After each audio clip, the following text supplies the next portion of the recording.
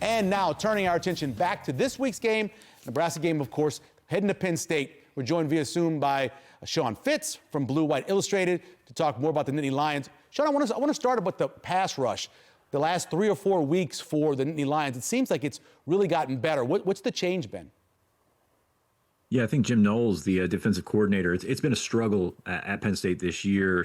First off, thanks for having me. I forgot the pleasantries. My apologies for that. Sorry.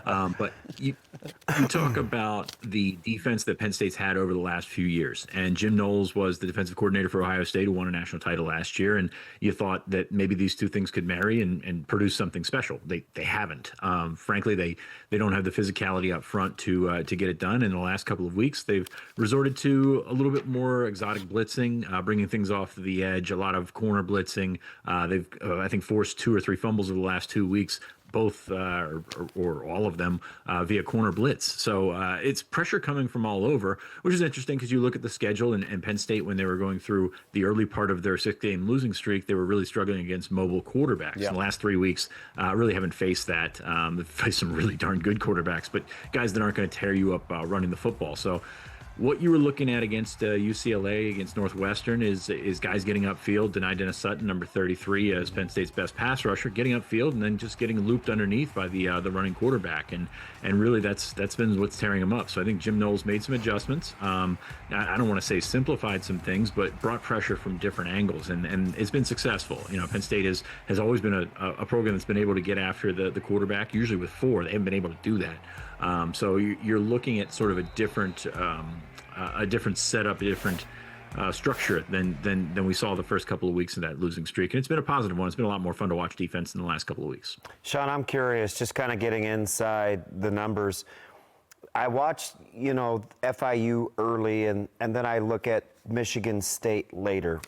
Very similar style games in terms of pulling away late, kind of bludgeon your teams, wore them down. When you look at how Penn State was when they were healthy, post-Allers injury versus now with Grunkemeyer, the style seems similar offensively. Is there a difference? And in spite of the record and the talent, is this kind of just who Penn State is offensively? Yeah, I think so. They've had some struggles at receiver the last couple of years, and they tried to fix that by bringing in some guys that were very productive or pretty productive at their last stops. Devontae Ross at Troy was very good. Trevor Pena at Syracuse was a volume guy. I think he caught 80 passes last year. So you were hoping that, from a Penn State perspective, that production would carry over. It really hasn't. Penn State at its heart has been a running team. They're always a running team, but they've been a team that you could sort of place their floor around Katron Allen and Nick Singleton, the 2 backs. Allen's really sort of separated himself in the last couple of weeks. He's gotten more carries. They were 50-50 for a while, but Allen has really separated himself and has been, he just knocked out Michigan State, 181 yards this week. So, yeah, I think you're seeing something similar. Plus, you're protecting a young quarterback. Ethan Grunkemeyer is a redshirt freshman. He'll start his 5th game this week, and he'll, do some good things, and then he'll look like a redshirt freshman quarterback who's making his 5th start. This past week at Michigan State, you expected him to maybe open it up a little bit more. Penn State's been throwing the ball down the field a little bit more, which has been a really big point of contention in Happy Valley. He hit a 75-yard touchdown to Devontae Ross, but also, feeling pressure is very different on the practice field than it is on the game field, and you've seen that with Grunkemeyer the last couple of weeks. I think he's done some nice things, but it's not a breakout by any stretch of the imagination. He's been able to keep his head above water and do some very good things, but he's also buoyed by that run game. That run game is going to open things up in the play action pass. It's going to, bring that safety a couple steps further, and then all of a sudden you're able to go over the top. And I think that's really what Penn State has leaned on the last couple of weeks when you talk about downfield throws. It's been very much welcomed, and it all starts with the running game. Last year during the college football playoff, they ran the heck out of the ball, regardless of the postseason team that they played against. And of course, they beat SMU and Boise.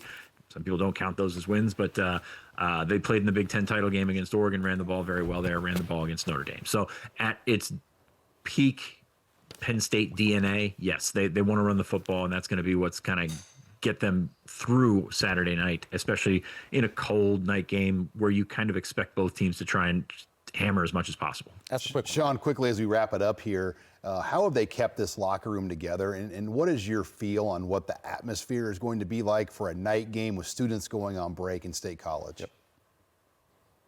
Yeah, that's Terry Smith right there, the interim head coach. He's been the cornerbacks coach here. Actually arrived with not with James Franklin, but joined his first staff as an outsider, which is one of the few outsiders that came in back then. Back in that day, they only had 9 assistants at that point, so or 9 full-time assistants at that point. But he's been the guy that's put them all together.